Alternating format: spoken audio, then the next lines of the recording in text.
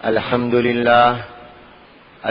لله وكفى والصلاة والسلام على عباده الذين اصطفى أما بعد فأعوذ بالله من الشيطان الرجيم بسم الله الرحمن الرحيم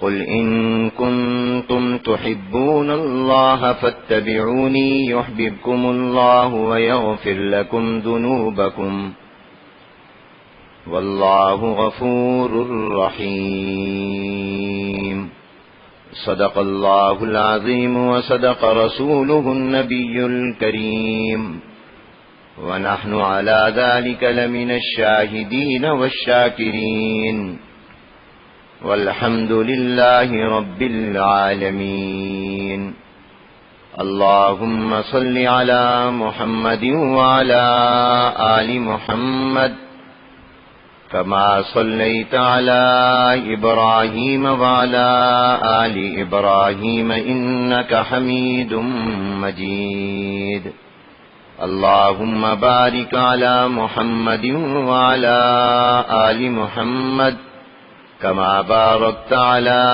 إبراهيم وعلى آل إبراهيم إنك حميد مجيد. قابل صد احترام حضرات علماء کرام، بزرگان محترم، برادران اسلام، السلام علیکم ورحمۃ اللہ وبرکاتہ. میرے لیے نہایت خوشی، مسرت اور سعادت کا مقام ہے کہ آج اس روحانی مرکز میں، اس علمی مرکز میں، تزکیہ کے مرکز میں پہلی مرتبہ حاضری اور آپ حضرات سے ملاقات اور گفتگو کی سعادت حاصل ہو رہی ہے. سب سے پہلے تو میں تاخیر سے حاضری پر معذرت چاہتا ہوں. ہوئی تاخیر تو کچھ باعث تاخیر بھی تھا، اپنی قیام گاہ سے چلنے میں دیر ہو گئی، اس لیے آپ حضرات کے پاس دیر سے پہنچا، معافی چاہتا ہوں. حضرت اقدس دامت برکاتہم العالیہ نے مجھے لاہور سے بڑی تاکید کے ساتھ فرمایا تھا کہ وقت پر پہنچ جائیں، لیکن پھر بھی مجھ سے تاخیر ہو گئی. اور سیدنا علی بن ابی طالب کرم اللہ تعالی وجہہ سے کسی نے پوچھا کیف عرفت ربک، تم نے اپنے رب کو کیسے پہچانا، تم نے اپنے اللہ کو کیسے پہچانا، تمہیں کیسے معلوم ہوا کہ اللہ ہے؟ اس لیے کہ اس دنیا میں بہت سے لوگ ایسے ہیں جو اللہ تعالیٰ کے وجود کے منکر ہیں، جو اللہ کو نہیں مانتے. ایسے لوگوں کو دہریہ کہا جاتا ہے. امام اعظم ابو حنیفہ رحمۃ اللہ علیہ کا ایک مرتبہ ایک دہریے کے ساتھ مناظرہ تھا. امام ابو حنیفہ رحمۃ اللہ علیہ نے دلائل سے یہ ثابت کرنا تھا کہ اللہ تعالیٰ ہیں، اور انہوں نے یہ ثابت کرنا تھا کہ اللہ نہیں ہے، یہ کائنات خود بخود بنی ہے. امام صاحب مناظرے کی جگہ مناظرے کے وقت سے دیر کے ساتھ پہنچے، تو اس نے پہلا اعتراض یہی کیا کہ آپ دیر سے کیوں آئے، آپ کو وقت پر آنا چاہیے تھا. تو آپ نے تو پہلی خلاف ورزی کر دی، دیر سے آئے. تو امام صاحب نے کہا کہ وجہ یہ ہوئی کہ میرے اور یہاں کے درمیان راستے میں دریا آتا تھا. جب میں دریا کے کنارے پہنچا تاکہ میں دریا کو عبور کر کے اس جگہ تک آؤں، تو وہاں کوئی کشتی نہیں تھی، اور میں تیرنا نہیں جانتا تھا. مجھے کشتی کا انتظار تھا کہ کشتی آئے گی، میں بیٹھوں گا، وہ دوسرے کنارے پہنچا دے گی. وہ دیر سے آئی، تو بلکہ دیر سے بنی. فرمایا کہ کشتی تھی نہیں، ایک درخت لگا ہوا تھا دریا کے کنارے، وہ درخت ٹوٹا، اس کے تختے بنے، اس کی کشتی بنی، کھیلیں لگیں، وہ دریا میں داخل ہوئی، اور میرے پاس جب وہاں میں جہاں کھڑا تھا وہاں آئی تو یہ ذرا دیر لگ گئی، اس وجہ سے پھر وہ میں بیٹھا تو خود بخود چل پڑی اور اس نے مجھے اس کنارے پہنچا دیا. تو اس مناظر نے کہا کہ یہ آپ کس کو میرے مقابلے کے لیے لائے ہیں؟ ان کی تو عقل ہی ٹھیک نہیں لگتی.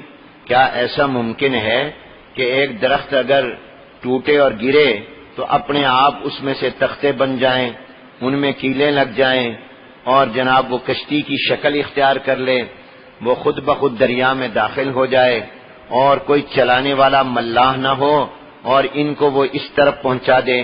یہ تو عقل ماننے کو تیار نہیں. تو امام صاحب رحمت اللہ علیہ کھڑے ہوئے، فرمایا ابھی آج کے مناظرے کا فیصلہ ہو گیا، تم ہار گئے ہم جیت گئے. اس لیے کہ اگر تمہاری عقل یہ ماننے کو تیار نہیں کہ ایک کشتی بغیر بنانے والے کے خود بخود بنے، تو پھر یہ 7 آسمان، 7 زمینیں، یہ پہاڑ، یہ دریا، یہ سمندر، یہ چاند، سورج، ستارے، یہ انسان، یہ سارا نظام یہ خود بخود کیسے بن گیا؟ اگر کشتی بغیر بنانے والے کے نہیں بنتی تو پھر کائنات کا بھی کوئی بنانے والا ہے. تو فرمایا کہ ہم جیت گئے. تو بہرحال ایسے لوگ موجود ہیں جو اللہ کے وجود کے منکر ہیں. تو حضرت علی رضی اللہ تعالیٰ عنہ سے کسی نے پوچھا کیف عرفت ربک؟ بعض لوگ کہا کرتے ہیں کہ اگر اللہ ہے تو نظر کیوں نہیں آتا؟ اللہ نظر کیوں نہیں آتا؟ نظر آنا چاہیے، ہر موجود چیز نظر آنی چاہیے. جبکہ یہ دعویٰ اور اصول ہی غلط ہے کہ ہر موجود چیز مری ہو. میں اور آپ کتنی ایسی چیزیں ہیں جن کے وجود کو مانتے ہیں مگر وہ ہمیں نظر نہیں آتی.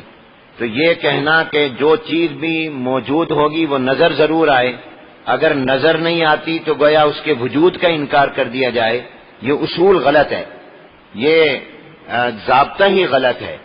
میں اور آپ کتنی ایسی چیزیں مانتے ہیں جو نظر نہیں آتی. مثلا آپ سے میرا سوال ہے، آپ حضرات میں عقل ہے؟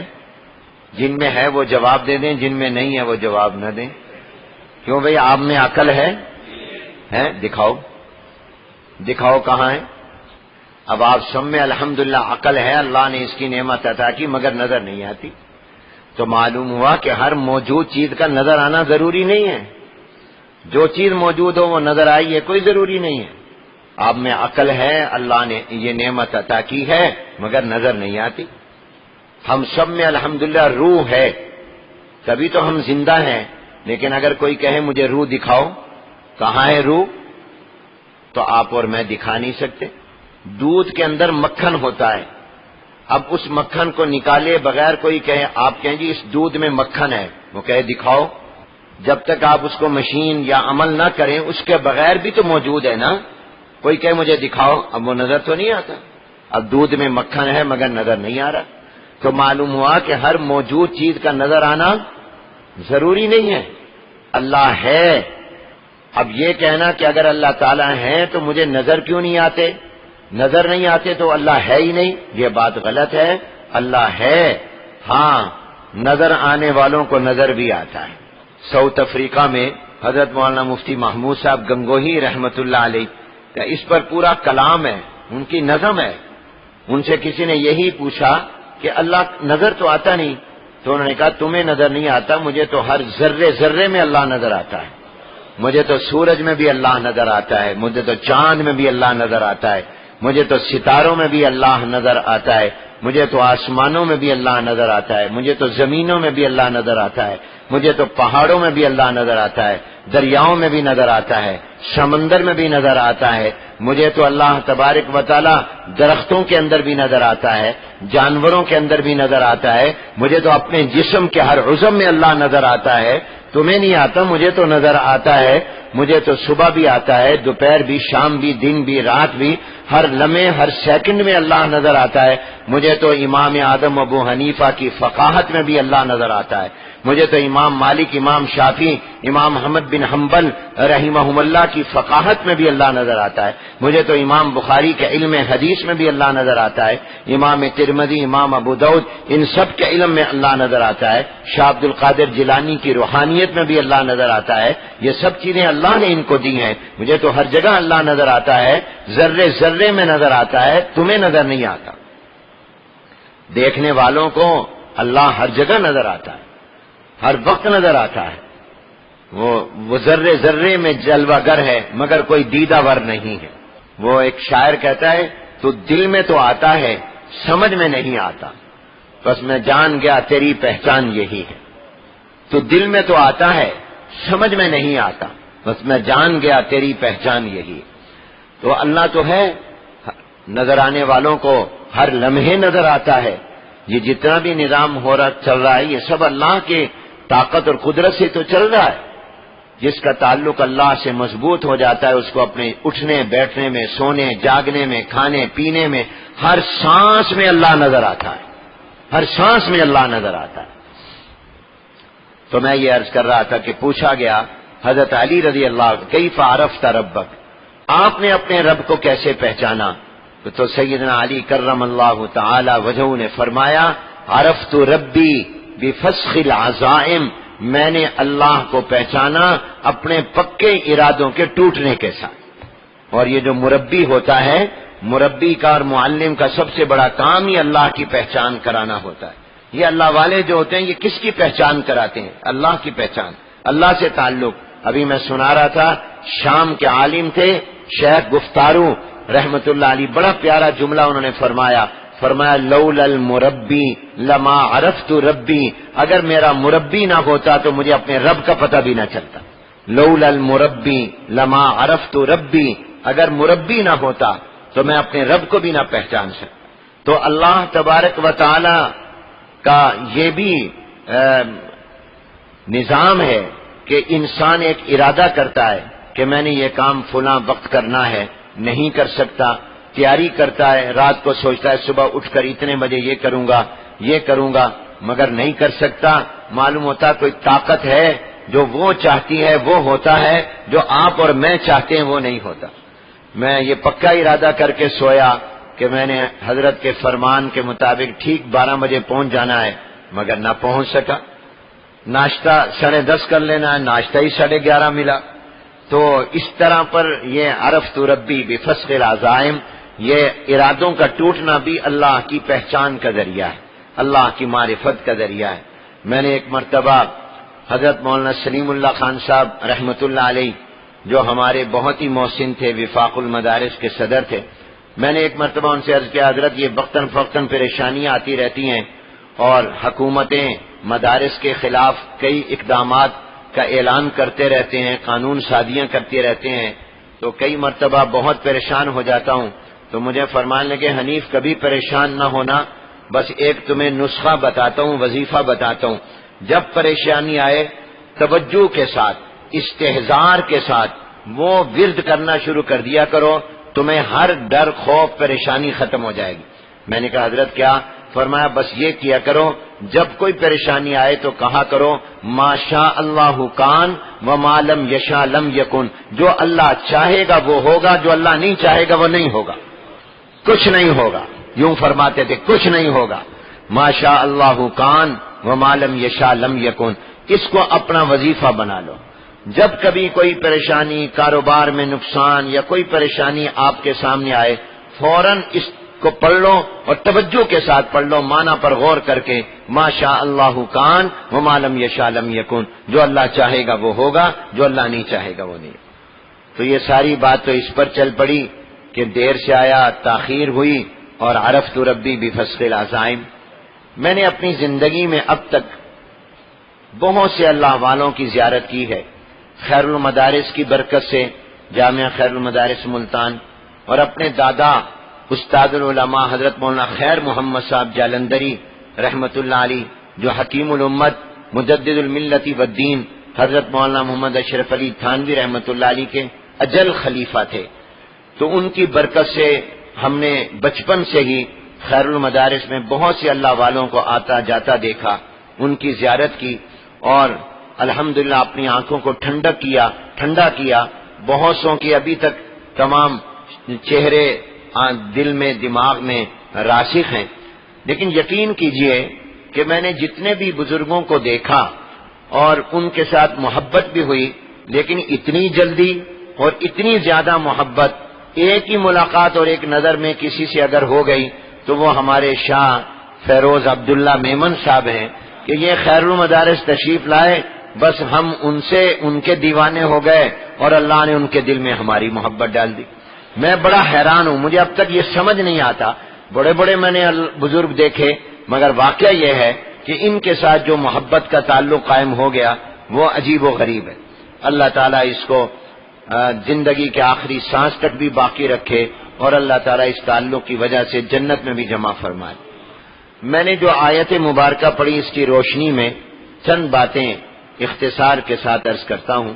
یہ ربیع الاول کا مبارک اور مقدس مہینہ ہے، اور اس ماہ مبارک میں عظیم ہستی آئی ہے، اور وہ ہستی ہے امام الانبیاء رحمت عالم حضرت محمد الرسول اللہ صلی اللہ علیہ وآلہ وسلم کی، جن کے بارے میں ایک شاعر نے کہا کہ ہوتا نہ تیرا نور گر کچھ بھی نہ ہوتا جلوہ گر، ہوتا نہ تیرا نور گر کچھ بھی نہ ہوتا جلوہ گر، تیرے سبب یہ سب بنا صلی علی محمد۔ جناب نبی کریم حضور اکرم صلی اللہ علیہ وسلم کی برکت سے یہ سب کچھ بنا ہے۔ یہ جو آپ کی اور میری نسبت ہے، جن اکابر اور بزرگوں کے ساتھ نسبت ہے، ان تمام نسبتوں کا اصل مرکز سرچشمہ تو جناب نبی کریم رحمت عالم حضور اکرم صلی اللہ علیہ وسلم ہے۔ یہ ساری نسبتیں جا کر ملتی اور جمع ہوتی ہیں حضور علیہ السلام کے ساتھ۔ آپ کے کراچی میں سمندر ہے نا، تو کتنے آ کر دریاؤں کا پانی اس میں گرتا ہے، کتنی نہروں کا پانی اس میں گرتا ہے، کیا کچھ گرتا ہے۔ تو اس طرح مثال سے سمجھ لو، یہ جتنی بھی کائنات میں نسبتیں ہیں، ان تمام نسبتوں کا مرکز اور سرچشمہ جو ہیں وہ جناب نبی کریم رحمت عالم حضرت محمد الرسول اللہ صلی اللہ علیہ وآلہ وسلم ہے۔ حضور علیہ السلام وہ عظیم الشان ہستی ہیں کہ جو خود بھی اعلیٰ ہیں، اور جس کی نسبت حضور علیہ السلام سے ہو جائے وہ بھی اعلیٰ ہو جاتا ہے۔ صرف ہمارا یہ ایمان اور عقیدہ نہیں ہے کہ حضور علیہ السلام سب سے اعلیٰ ہیں، بلکہ اس ایمان کا اظہار بھی کر لو، میں کروایا کرتا ہوں، ذرا محبت پیدا ہو جاتی ہے اور پتہ بھی چل جاتا ہے، تو آپ سارے میرے ساتھ کہہ دیں سب سے اعلیٰ حضور علیہ السلام کی صورت۔ کوئی زبان خاموش نہ رہے، جو جواب دیں میں دعا کرتا ہوں اللہ ان سب کو جنتی بنا دینا، ان کو مکہ مدینہ دکھا دینا، حضور علیہ السلام کی شفاعت نصیب فرما دینا، گنبد خضرا کے نظارے کرا دینا، جنت میں حضور کی رفاقت نصیب فرما دینا، حوض کوثر پر حضور کے مبارک ہاتھوں پانی کا پیالہ نصیب فرما دینا۔ تو ذرا میرے ساتھ کہیے حضور اکرم صلی اللہ علیہ وسلم کی صورت سب سے اعلیٰ، حضور علیہ السلام کی سیرت، حضور علیہ السلام کا چہرہ انور، حضور علیہ السلام کا سر مبارک، حضور علیہ السلام کے سر مبارک کے بال، وفرہ لمہ جمہ بالوں کی یہ تینوں قسمیں، حضور علیہ السلام کا پیشانی مبارک، حضور علیہ السلام کے ابرو، حضور علیہ السلام کی آنکھیں، حضور علیہ السلام کی آنکھوں کی پلکیں، حضور اکرم صلی اللہ علیہ وسلم کے رخسار مبارک، حضور علیہ السلام کا ناک مبارک، حضور علیہ السلام کے ہونٹ مبارک، حضور علیہ السلام کے دندان مبارک، حضور اکرم صلی اللہ علیہ وسلم کی داڑھی مبارک، حضور اکرم صلی اللہ علیہ وسلم کا سینہ مبارک، حضور علیہ السلام کا پیٹ مبارک، حضور علیہ السلام کا سر کے بال سے پاؤں کے تلووں تک کا پورا وجود، حضور علیہ السلام کے ہاتھ مبارک، حضور علیہ السلام کے ہاتھوں کی انگلیاں، حضور علیہ السلام کی کمر مبارک، حضور کی کمر مبارک پر مہر نبوت، جناب نبی کریم حضور اکرم صلی اللہ علیہ وسلم کے چلنے کا طریقہ، حضور علیہ السلام کے سونے کا طریقہ، حضور علیہ السلام کے بیٹھنے کا طریقہ، حضور علیہ السلام کے جاگنے کا طریقہ، حضور اکرم صلی اللہ علیہ وسلم کی عبادت کا طریقہ، حضور علیہ السلام کی نماز کا طریقہ، حضور کے بیت اللہ کے طواف کا طریقہ، حضور اکرم صلی اللہ علیہ وسلم کے حج کا طریقہ، حضور علیہ السلام کے عمروں کا طریقہ، حضور علیہ السلام کے عرفات مزدلفہ کی دعائیں، جناب نبی کریم حضور اکرم صلی اللہ علیہ وسلم کے صدقہ و خیرات اور سخاوت کا طریقہ، حضور علیہ السلام کی دعوت اور تبلیغ کا طریقہ، حضور علیہ السلام کے جہاد کا طریقہ، حضور علیہ السلام کی مکہ المکرمہ کی زندگی، حضور علیہ السلام کی مدینہ طیبہ کی زندگی، حضور علیہ السلام کی اعلان نبوت سے پہلے 40 سالہ زندگی، اعلان نبوت کے بعد کی زندگی، حضور اکرم صلی اللہ علیہ وسلم کی مکے کی زندگی، حضور علیہ السلام کی مدینہ طیبہ کی زندگی، حضور علیہ السلام کی رات کی زندگی، حضور کی دن کی زندگی، حضور علیہ السلام کی صبح، حضور کی دوپہر، حضور علیہ السلام کی شام، حضور علیہ السلام کے کھانے اور پینے کا طریقہ، جناب نبی کریم حضور اکرم صلی اللہ علیہ وسلم کے پڑھانے کا طریقہ، حضور علیہ السلام کے تزکیے کا انداز، حضور علیہ السلام کے سمجھانے کا طریقہ، جناب نبی کریم حضور اکرم صلی اللہ علیہ وسلم پر اترنے والا قرآن کریم، حضور علیہ السلام کے صحابہ کرام، حضور علیہ السلام کی ازواج مطہرات، حضور اکرم صلی اللہ علیہ وسلم کی بیٹیاں، حضور علیہ السلام کے اہل بیت، حضور اکرم صلی اللہ علیہ وسلم کا خاندان، حضور علیہ السلام کے کاروبار اور تجارت کا طریقہ، حضور اکرم صلی اللہ علیہ وسلم کا ہمسایوں کے ساتھ سلوک، حضور علیہ السلام کا عورتوں کے ساتھ معاملہ، حضور اکرم صلی اللہ علیہ وسلم کا غیر مسلموں اور کافروں کے ساتھ طریقہ، جناب نبی کریم حضور اکرم صلی اللہ علیہ وسلم کے دشمنوں کو معاف کرنے کا طریقہ، پتھر مارنے والوں کے لیے دعائیں کرنے کا طریقہ، جناب نبی کریم صلی اللہ علیہ وسلم کی جب ہر چیز اعلیٰ ہے تو جس کی نسبت حضور سے ہو جائے اللہ اس کو بھی اعلیٰ بنا دیتے ہیں۔ حضور علیہ السلام کی نسبت بھی سب سے اعلیٰ ہے۔ بس مجھے یہی میری گفتگو کا عنوان ہے، حضور کی نسبت سب سے اعلیٰ ہے۔ اللہ ہمیں نصیب فرما دے۔ وہ کیسے ہوگی میں عرض کرتا ہوں۔ دیکھیے پہلے ذرا اسی مضمون کو ذہن میں بٹھانے کے لیے عرض کرتا ہوں۔ جناب نبی کریم حضور اکرم صلی اللہ علیہ وسلم کے مدینہ طیبہ میں آنے سے پہلے یہ شہر دنیا کے نقشے میں موجود تھا یا نہیں؟ سوال جواب ہوتے ہیں، ذرا جواب دے دیں۔ موجود تھا۔ اس کا نام کیا تھا؟ یثرب۔ دنیا کے نقشے میں، عرب کے علاقے میں، حجاز میں یہ شہر پہلے سے موجود تھا۔ اس کا نام یثرب تھا۔ یہ شہر دنیا میں تھا، مگر جب امام الانبیاء جناب نبی کریم حضور اکرم صلی اللہ علیہ وسلم یہاں تشریف لائے اور حضور علیہ السلام کے پاؤں مبارک اس شہر کی مٹی کو لگے اور حضور علیہ السلام نے اس کو اپنا شہر بنایا، اللہ کے فرمانے پر آپ نے یہاں رہنے کا فیصلہ کیا اور اللہ نے مکے سے آپ کو یہاں پر بھیجا، تو اس کی نسبت ہو گئی حضور علیہ السلام کے ساتھ۔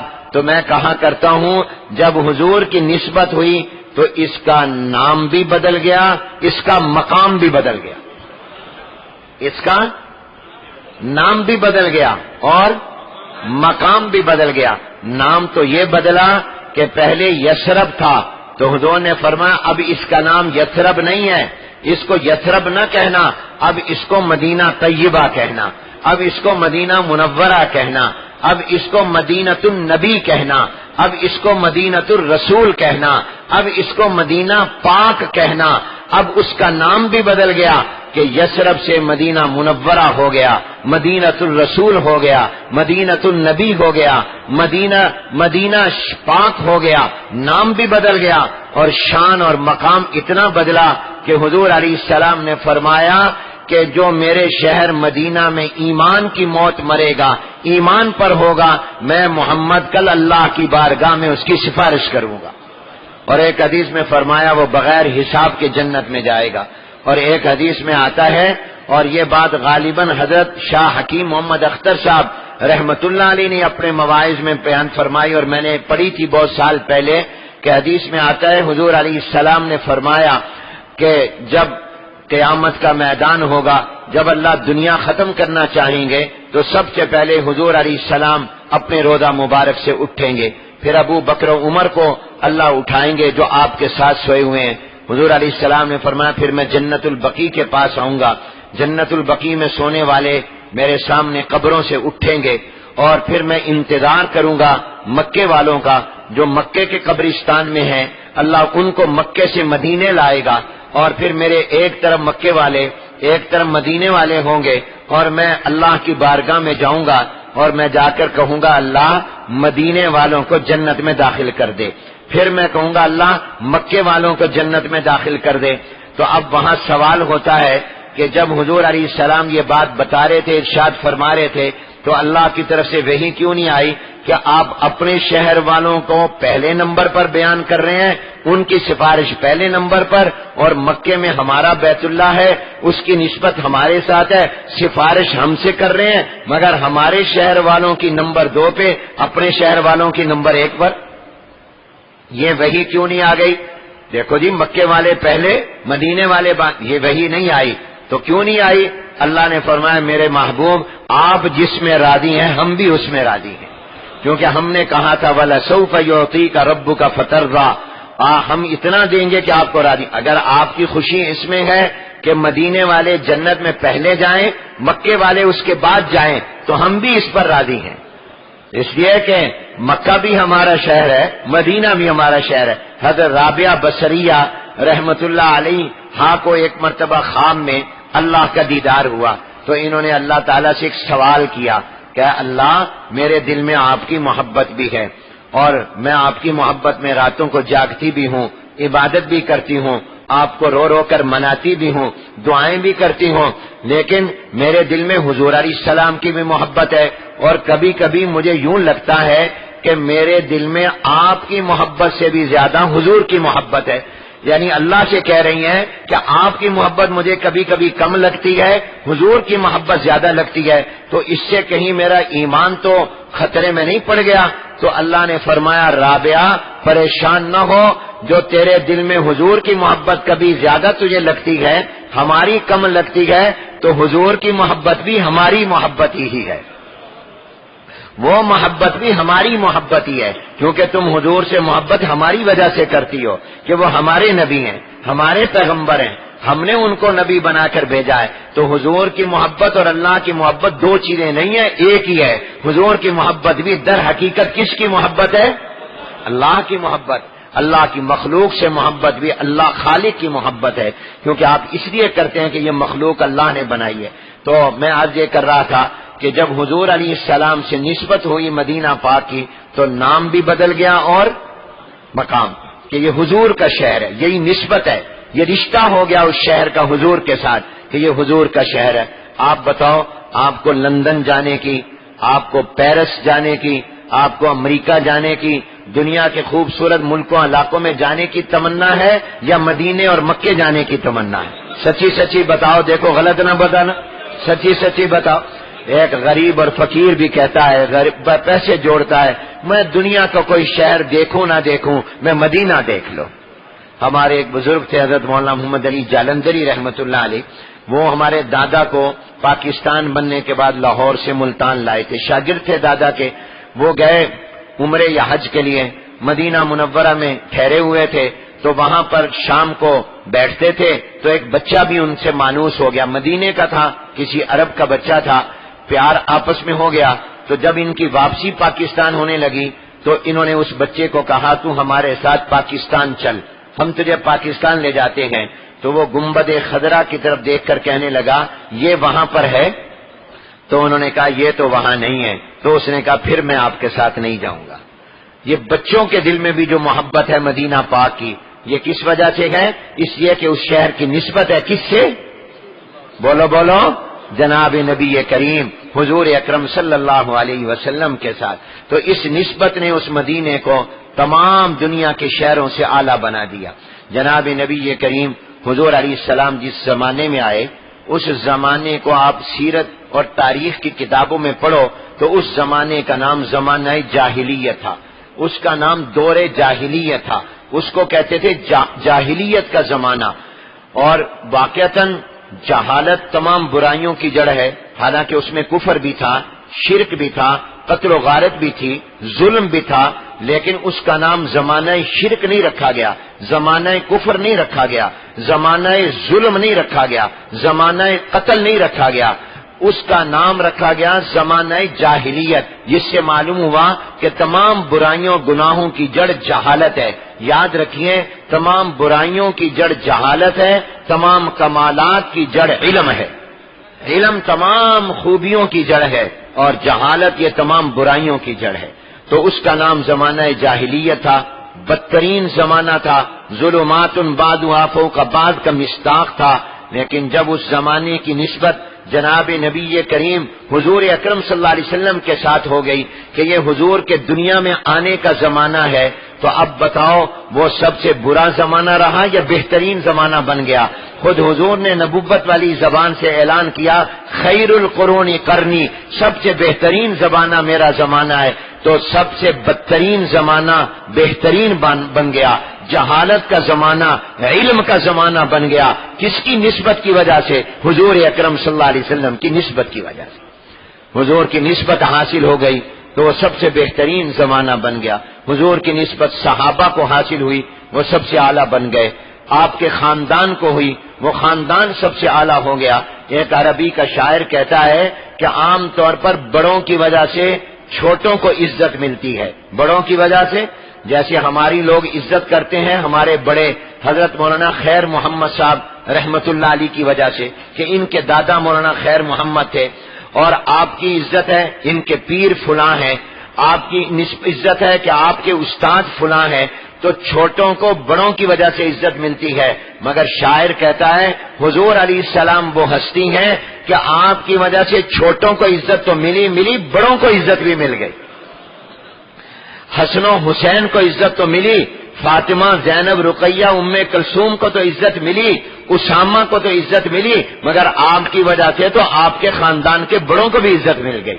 آبا ازو مکرم و ابنا عزیز تر، اوپر والوں کو بھی مل گئی، نیچے والوں کو بھی مل گئی، یہ کیونکہ حضور علیہ السلام کی نسبت ہے۔ تو یہ نسبت آپ کو مجھے ملی کہ ہم حضور کی امت ہے، تو اللہ نے ہمیں تمام امتوں سے اعلیٰ بنا دیا۔ ہم آئے دنیا میں آخر میں، مگر نمبر ہمارا سب سے پہلے ہوتا تو یہ ہے جو آخر میں آئے اس کا نمبر کم ہوتا ہے، مگر ہم آئے آخر میں، مگر ہمارا نمبر سب سے پہلے لگا دیا گیا۔ جنت میں ہم سب سے پہلے جائیں گے۔ حدیث میں آتا ہے جنت کا دروازہ سب سے پہلے حضور علیہ السلام کے لیے کھلے گا، پہلے حضور جنت میں جائیں گے، پھر نبیوں کو اجازت ملے گی، اور نبیوں کے بعد جب امتوں کی باری آئے گی تو سب سے پہلے حضور علیہ السلام کی امت جنت میں جائے گی، پھر باقی امتوں کو اجازت ملے گی۔ دنیا میں آخر میں، جنت میں جانے میں سب سے پہلے، اور سب سے زیادہ جنت میں جائیں گے۔ اس امت کو جس کی عمریں تھوڑی ہیں اللہ تعالیٰ نے ان کے اعمال کی قیمتیں بڑھا دی، کس کی نسبت سے؟ بولو بولو، کس کی نسبت سے؟ جناب نبی کریم حضور اکرم صلی اللہ علیہ وسلم کی نسبت سے، مدینہ ربیع الاول میں آنے والی ہستی کی نسبت کی وجہ سے قرآن حضور پر نازل ہوا۔ تورات اور انجیل بھی تو اللہ نے اتارا تھا، وہ بھی تو جبرائیل لے کر آئے تھے، مگر ان کو وہ مقام نہیں ملا جو قرآن کریم کو ملا۔ ان کی حفاظت کی ذمہ داری اللہ نے نہیں لی، قرآن کی لی۔ کیوں؟ اس لیے کہ قرآن جہاں اللہ کا کلام ہے وہاں اس کو یہ شرف بھی حاصل ہے کہ یہ سب سے اعلیٰ پیغمبر پر اترا ہے، یہ سب سے اونچے نبی پر اترا ہے، اس لیے قرآن کریم تمام کتابوں سے اعلیٰ ہو گیا۔ تو جس کو حضور کی نسبت مل جائے وہ اعلیٰ ہو جاتا ہے۔ وہ صحابہ کو ملی، بلال حبشی کو ملی، تو حضور نے فتح مکہ کے موقع پر کہا بلال آج نیچے نہیں، بیت اللہ کی چھت پر اذان دینا تاکہ دنیا کو پتہ چل جائے بیت اللہ اعلیٰ ہے، مگر جو بیت اللہ اور خانہ کعبہ کے اوپر کھڑا ہے وہ بیت اللہ سے بھی اعلیٰ ہے۔ کیوں؟ بلال کی نسبت ہو گئی جناب نبی کریم حضور اکرم صلی اللہ علیہ وسلم۔ ہمارا ایمان ہے، ہمارا عقیدہ ہے کہ جناب نبی کریم حضور اکرم صلی اللہ علیہ وسلم جس جگہ آرام فرما ہے مدینہ پاک میں اپنے روضہ مبارک میں، تو جو مٹی حضور کے جسم کے ساتھ لگی ہوئی ہے، آپ کی قبر مبارک، آپ کے روضہ مبارک جو حضور کے جسم کے ساتھ لگی ہوئی ہے، ہمارا عقیدہ سن لو، اور یہ عقیدہ صرف عقیدت پر مبنی نہیں، حقیقت پر مبنی ہے۔ یہ عقیدت پر صرف مبنی نہیں کہ ہمیں محبت ہے، حقیقت پر مبنی ہے۔ یہ مبالغہ نہیں، واقعہ ہے کہ حضور علیہ السلام جس جگہ آرام فرما ہے اور جو مٹی مبارک حضور کے جسم اطہر کے ساتھ لگی ہوئی ہے، اس کا درجہ بیت اللہ سے بھی زیادہ ہے، اس کا درجہ خانہ کعبہ سے بھی زیادہ ہے، اس کا درجہ کرسی سے بھی زیادہ ہے، اور اس کا درجہ اللہ کے عرش سے بھی زیادہ ہے۔ یہ ہمارے اکابر کا ایمان ہے، یہ ہمارے اکابر کا عقیدہ ہے، یہ اہل سنت والجماعت علماء دیوبند کا عقیدہ ہے۔ اور میں نے بتایا یہ عقیدہ عقیدت نہیں، حقیقت پر مبنی ہے، اور اس پر میں دلیل بھی دیتا ہوں، بغیر دلیل کے بات نہیں کرتا۔ بیت اللہ میں اللہ رہتے نہیں، وہاں صرف نسبت ہے کہ یہ اللہ کی رحمت کا مرکز، یہ اللہ کی تجلیات کا مرکز، وہاں اللہ ہے نہیں، اللہ جسم سے پاک، رہنا مکان میں یہ محدود کا کام، اللہ غیر محدود ہے، تو اللہ وہاں رہتے نہیں، صرف نسبت ہے۔ عرش کرسی پر اللہ بیٹھے نہیں، نسبت ہے، اور عرش یہ اللہ سے نسبت رکھتا ہے، اللہ بیٹھے نہیں، گویا وہاں ملاپ نہیں ہے، ملا ہوا نہیں ہے۔ اور حضور اکرم صلی اللہ علیہ وسلم اللہ کی وہ مخلوق ہے جو عرش سے بھی اعلیٰ، عرش بھی مخلوق ہے، بیت اللہ بھی مخلوق ہے، کرسی بھی مخلوق ہے، حضور علیہ السلام بھی مخلوق ہے، اور حضور تمام مخلوقات سے اعلیٰ ہے، حضور تمام مخلوقات سے افضل ہے۔ جب حضور اعلیٰ ہے تمام مخلوقات سے تو آپ پھر کرسی سے بھی اعلیٰ، آپ عرش سے بھی اعلیٰ، کیونکہ وہ مخلوق ہے، اور وہاں اللہ بیٹھے رہتے نہیں ہے، صرف نسبت ہے، اس کے اندر ملاپ نہیں ہے، وہ ٹچ نہیں کر رہا، اور یہاں اعلیٰ ہستی کا جسم مبارک اس مٹی کے ساتھ لگا ہوا ہے، یہاں نسبت نہیں، اتصال ہے، یہاں ملاپ ہے، اس لیے اس مٹی کا درجہ اللہ کے عرش سے بھی زیادہ ہے، کرسی سے بھی زیادہ ہے۔ اس لیے میں کہا کرتا ہوں جب اس مٹی کا درجہ عرش سے بھی زیادہ ہے جو حضور کے جسم کے ساتھ لگ گئی، تو ان حدیثوں کا، ان اعمال کا، ان اقوال و افعال کا کیا اونچا مرتبہ ہوگا جو حضور کے اندر سے نکلے ہیں، کیونکہ حدیث تو حضور کے اندر سے نکلی، حضور علیہ السلام کی سنتیں تو حضور کے اندر سے نکلی، حضور اکرم صلی اللہ علیہ وسلم کے اعمال تو حضور کے جسم مبارک سے نکلے، حضور کے ارشادات تو حضور کے اندر سے نکلے ہیں۔ تو جب مٹی کا مرتبہ اتنا اونچا ہے تو حضور کے ارشادات کا، حضور کے اقوال کا، حضور علیہ السلام کے افعال و اعمال کا مرتبہ کتنا اونچا ہوگا، سبحان اللہ۔ تو میں یہ عرض کر رہا ہوں کہ حضور سے نسبت ہو گئی، یہاں تو نسبت ہی نہیں، اتصال ہو گیا، تو یہ چیزیں اتنی اعلیٰ ہو گئیں، تو اب معلوم یہ ہوا کہ حضور علیہ السلام سے جس چیز کی نسبت ہو جائے اس کو بھی اللہ اعلیٰ بنا دیتا ہے، حضور بھی اعلیٰ، حضور کی نسبت جس کو مل جائے وہ بھی اعلیٰ۔ اب مجھے اور آپ کو بس یہ لب لباب ہے، حضور کی نسبت کیسے مل سکتی ہے؟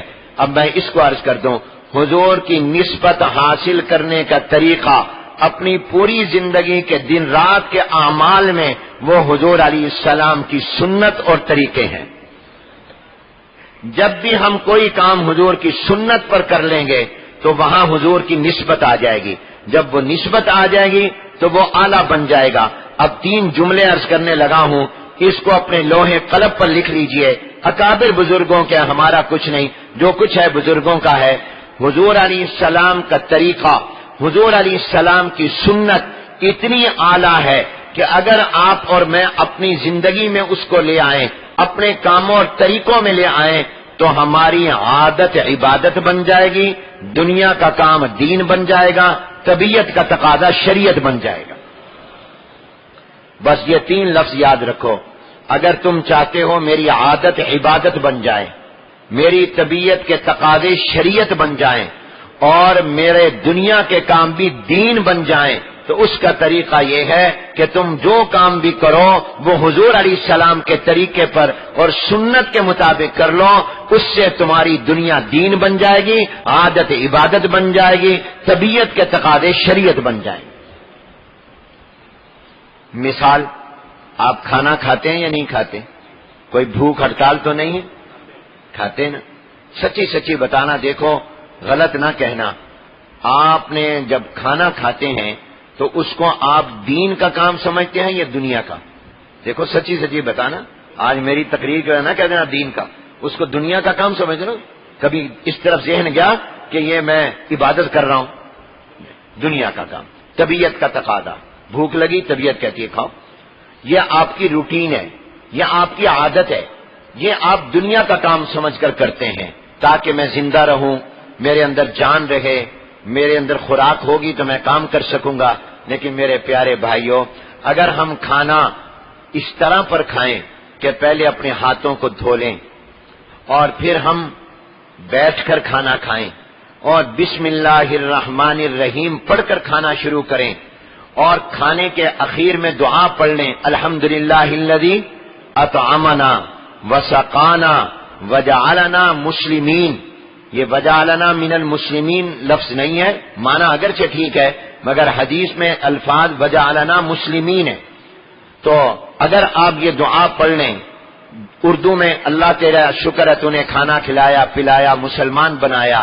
اب آپ سچ بتاؤ، آپ نے یہ جو کھانا کھایا آپ نے حضور علیہ السلام کے طریقے اور سنت پر کھایا، کیونکہ حضور اس طرح کھاتے تھے کہ ہاتھوں کو دھو کر بسم اللہ الرحمن الرحیم پڑھ کر دائیں ہاتھ سے کھاتے تھے، آخر میں اللہ کا شکر ادا کرتے تھے. اب بتاؤ یہ کھانا عادت رہے گا یا عبادت بن جائے گا؟ یہ طبیعت کا تقاضا رہے گا یا شریعت بن جائے گا؟ یہ دنیا کا کام شمار ہوگا یا دین شمار ہوگا؟ اس کو یہ دائیں جانے والا فرشتہ آپ کے میرا نامہ اعمال میں عبادت لکھے گا.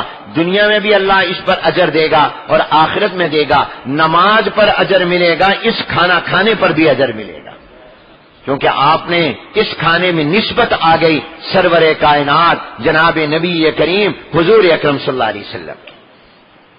پانی پیتے ہیں، دودھ پیتے ہیں، جو بھی حلال چیز پیتے ہیں، اگر آپ دائیں ہاتھ سے پئیں، بسم اللہ پڑھ کر پئیں، بیٹھ کر پئیں، کھڑے ہو کر نہ پئیں، اور آپ 3 سانسوں میں اس کو پئیں، آخر میں الحمدللہ ہی کہہ دیں، آپ کا یہ پینا عادت رہے گا یا عبادت بن جائے گا؟ یہ طبیعت کا تقاضا رہے گا یا شریعت بن جائے گا؟ یہ دنیا کا کام ہوگا یا دین بن جائے گا؟ آپ اور میں سوتے ہیں، نیند کرتے ہیں تازہ دم ہو جائیں تاکہ صبح کو کام کر سکیں، لیکن اگر آپ سوتے وقت میں سونے سے پہلے آپ وضو کر لیں اور آپ دائیں پہلو پر سوئیں اور قبلے کی طرف رخ کر کے سوئیں اور سونے کی دعا پڑھ لیں، اللہم باسمک اموت و احیا، یہ دعا پڑھ کر اللہ تیرے نام پر جیتا تیرے نام پر مرتا ہوں، اور اٹھ کر یہ دعا پڑھ لیں، اللہ تیرا شکر ہے تو نے مجھے دوبارہ زندگی، کیونکہ نیند موت کے مشابہ ہے، جیسے مردے کو پتہ نہیں چلتا نیند والے کو بھی پتہ نہیں چلتا. دعا پڑھ لی الحمدللہ الذی احیانا بعد ما اماتنا والیہ النشور. سچی بتاؤ یہ تمہارا سونا، یہ تمہاری نیند، یہ عادت رہے گی یا عبادت بن جائے گی؟ یہ دنیا کا کام ہوگا یا دین کا کام ہوگا؟ یہ طبیعت کا تقاضا ہوگا یا شریعت بنے گا؟ کیوں بولو؟ 7 والے بیڈ پر سونے والے کی نیند عبادت نہیں بن رہی، آپ کی بن رہی ہے. دونوں میں فرق کیا ہے؟ وہ ایسے ہی سو گیا اور آپ حضور کی سنت کے مطابق سوئے، آپ کا سونا ہی بن. آپ کی بیٹی آئی، گھر میں آئی، آپ گھر میں بیٹھے تھے، مدرسے سے پڑھ کر آئی، شادی ہو گئی، ملنے آئی، آپ اپنی بیٹی کے آنے پر کھڑے ہو گئے محبت سے، آپ نے بیٹی کو پیار کیا. یہ آپ کا کھڑا ہونا اور بیٹی کو پیار کرنا یہ عادت بن جائے گا یا عبادت بن جائے گا؟ یہ دنیا یا دین؟ کیوں؟ حضور علیہ السلام جب بیٹی فاطمہ آتی تھی، حضور کی بیٹی لخت جگر سیدہ فاطمہ الزہرا رضی اللہ تعالیٰ عنہ آتی تھی، حضور کھڑے ہو جایا کرتے تھے. اگر آپ کا یہ خیال ہو کہ میں اس لیے کھڑا ہو رہا ہوں کہ حضور کھڑے ہوتے تھے، تو آپ کا یہ کھڑے ہونا بھی عبادت بن جائے گا. آپ اپنے بچوں کو پیار کرتے ہیں، گھر جاتے ہیں، فوراً بچہ بھاگا آتا ہے، ابو ابو ابو، آپ اس کو اٹھاتے ہیں، چومتے ہیں. اور اگر آپ کے ذہن میں یہ ہو کہ میں اس لیے چوم رہا ہوں کہ حضور بچوں سے پیار کرتے تھے، حضور حسن و حسین کو، سیدنا حسن سیدنا حسین رضی اللہ تعالیٰ عنہ کو چومتے تھے، پیار کرتے تھے، حضور نے فرمایا بچوں سے پیار کرو. آپ کا یہ پیار کرنا عادت رہے گا یا عبادت بن جائے گا؟ یہ طبیعت ہوگا یا شریعت بن جائے گا؟ یہ دنیا کا کام ہوگا یا دین بن جائے گا؟ آپ بیوی کا حق ادا کر رہے ہیں، ماں باپ کی خدمت کر رہے ہیں، اور اولاد ماں باپ کی خدمت کر رہی ہے اور بیوی خامند کی خدمت کر رہی ہے. نیت یہ کر لے کہ حضور نے فرمایا ہے، اللہ کا حکم ہے، تو آپ بتائیے تمام خدمت کے تمام طریقے صورتیں یہ عادت رہیں گی یا عبادت بن جائیں گی؟ یہ طبیعت رہیں گی یا شریعت بن جائیں گی؟ اور آپ جب یہ کریں گے تو قرآن میں اللہ کہتا ہے کہ اگر تم میرے محبوب کی پیروی کرو گے تو میں تمہیں اپنا محبوب بنا لوں گا. تم مجھ سے محبت کا دعویٰ کرتے محب تھے، تم میرے محبوب کے محبوب طریقے اپنا لو، اب تم مجھ سے محبت نہیں کرو، میں خدا تم سے محبت کروں گا. پہلے تم محب تھے، اب میں تمہیں محبوب بنا لوں گا. 2 نعمتیں دوں گا، یحببکم اللہ، تمہیں محبوب بنا لوں گا، ویغفر لکم ذنوبکم، تمہارے گناہ بھی بخش دوں گا. محبوبیت مل جائے گی، مغفرت مل جائے گی. کتنا آسان، یہ مشکل کام ہے. اس پر پیسے لگتے ہیں؟ بولو، پیسے لگتے ہیں؟ میں ایک بات دل میں اللہ نے ڈالی، عرض کر دوں، بدعتوں پر پیسے لگتے ہیں، سنتوں پر پیسے نہیں لگتے. بدعتوں پر پیسے لگتے ہیں، سنتوں پر بدعتیں مشکل ہیں، سنتیں مشکل نہیں ہیں۔ بدعتوں میں مشقت ہے، سنتوں میں مشقت نہیں ہے۔ ابھی آپ دیکھیں ربیع الاول آ رہا ہے، اب کتنے لوگ چراغاں کریں گے، جھنڈیاں لگائیں گے، پیسے لگیں گے کہ نہیں لگیں گے؟ بولو، مفت میں آ جائیں گے؟ پیسے لگیں گے۔ اور اگر تم حضور کی سنتیں اپناؤ گے اس میں پیسے لگیں گے؟ کوئی مر جاتا ہے، اب سنت یہ ہے کہ قرآن پڑھ کر بخشو۔ کوئی فوت ہو گیا، اب تم نے نماز پڑھی، نیت کرو اللہ میرے ماں باپ کو اس کا ثواب پہنچا دے۔ نفلی عبادت کر لو، کہو اللہ اس کا ثواب میرے ماں باپ کو پہنچا دے۔ صدقہ خیرات کرو، ثواب کرو۔ لیکن اگر میں کہوں بھئی سوئم کرو، چہلم کرو، دسواں کرو، تیجا کرو، دیگیں پکاؤ، پیسے لگیں گے کہ نہیں لگیں گے؟ معلوم ہوا بدعتوں پر پیسے لگتے ہیں، سنتوں پر سبحان اللہ، کیونکہ ہمارا نبی امیروں کا بھی نبی ہے، غریبوں کا بھی نبی ہے۔ اس نے کہا میں ایسا دین لایا ہوں جو آسان ہے، یرید اللہ بکم اليسر ولا یرید بکم العسر، الدین یسر۔ امام بخاری نے باب قائم کیا الدین یسر، دین آسان ہے۔ تو جب دین آسان ہے، دین جو نبی لایا وہ آسان طریقے بتائے گا، اس کو پتا ہے امیروں نے بھی دین پر عمل کرنا، غریبوں پر بھی، تو میں سنتیں طریقے وہ اختیار کروں جس پر غریب بھی عمل کرے، امیر بھی عمل کرے، ثواب امیر کو بھی ملے، غریب کو بھی ملے۔ اس لیے حضور علیہ السلام نے بدعتوں والی وہ مشکل چیزیں نہیں، آسان چیزیں بتائی ہیں تاکہ آپ بھی میں بھی سارے اس پر عمل کر سکیں۔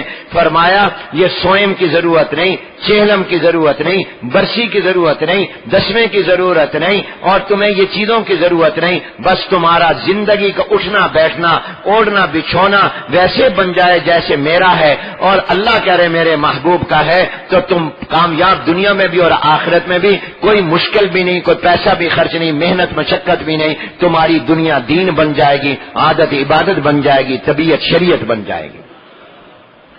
ٹوائلٹ میں جاتے ہو، بیت الخلاء میں جاتے ہو، اگر جاتے وقت میں بایاں پاؤں پہلے رکھا، دایاں بعد میں رکھا اور داخلے سے پہلے ہی دعا پڑھ لی اللہم انی اعوذ بک من الخبث والخبائث، تو آپ کا ٹوائلٹ جانا بھی عبادت بن جائے گا۔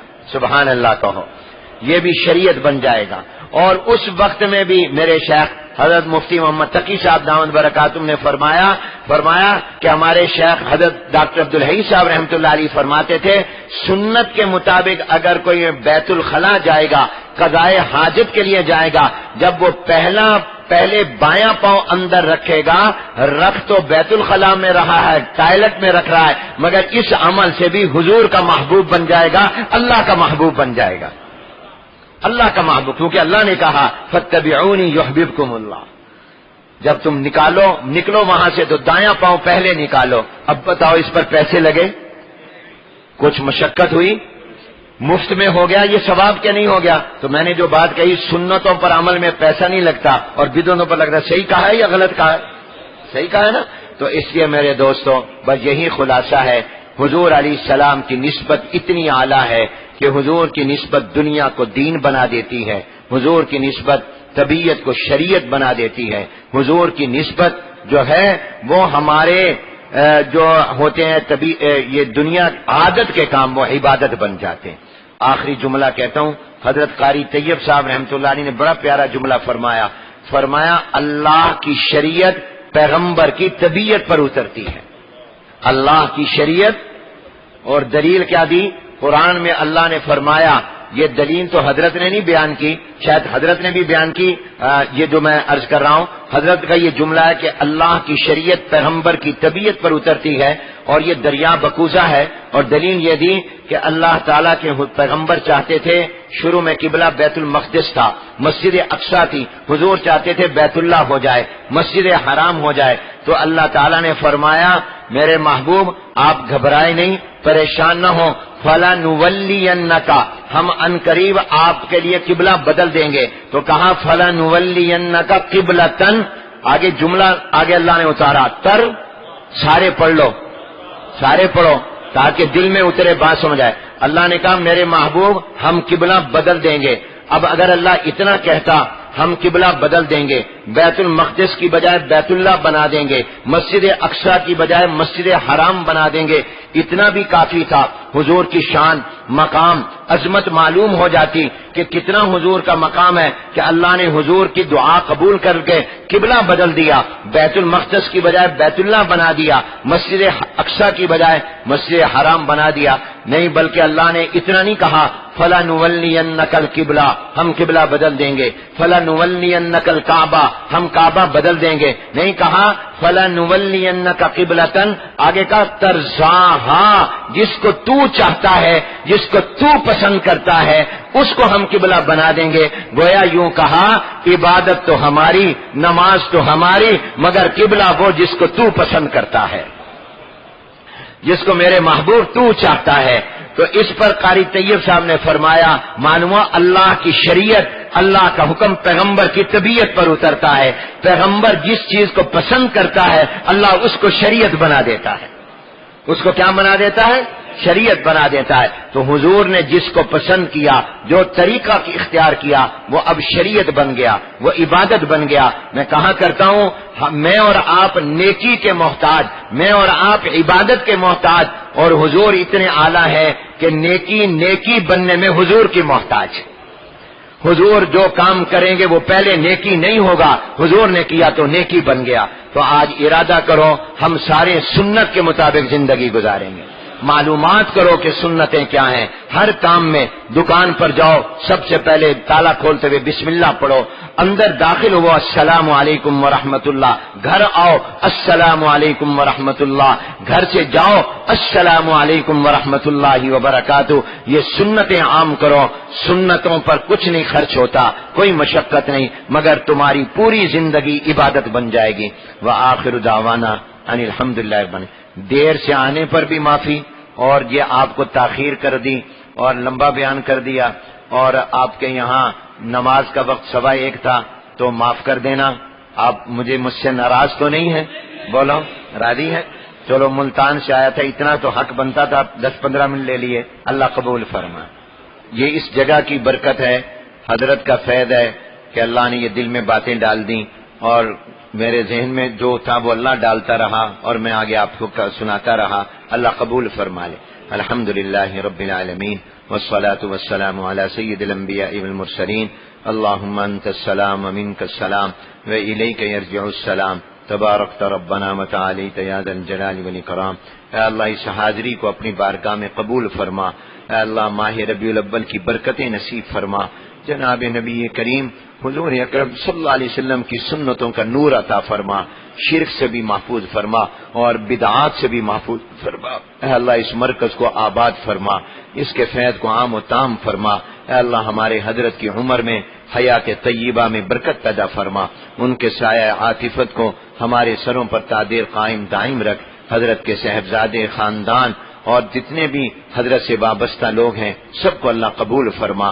اے اللہ تزکیہ کے اس مرکز کو، روحانیت کے اس مرکز کو قبول فرما، ہر ایک کو بافیض بھی بنا، باکیف بھی بنا، ہر ایک کو بافیض بھی بنا، باکیف بھی بنا۔ اے اللہ ہمارے گناہوں کو معاف فرما دیجئے، ہم سے راضی اور خوش ہو جائیے، ہماری دنیا قبر آخرت کو اچھا کر دیجئے۔ اے اللہ ہمیں سنتوں پر عمل کرنے والا بنا، سنتوں کو زندہ کرنے والا بنا، سنتوں پر مر مٹنے والا بنا۔ حضور علیہ السلام کی نسبت عطا فرما، سنت حضور کی نسبت دلاتی ہے، سنت سے حضور سے رشتہ ہوتا ہے۔ اے اللہ ہمیں سنتوں کو اپنا کر عادت کو عبادت، دنیا کے کام کو دین، طبیعت کے تقاضوں کو شریعت بنانے کی توفیق عطا فرما۔ ربنا تقبل منا انك انت السميع العليم وتب علينا انك انت التواب الرحيم، وصلى الله تعالى على خير خلقه محمد وعلى اله وصحبه اجمعين برحمته۔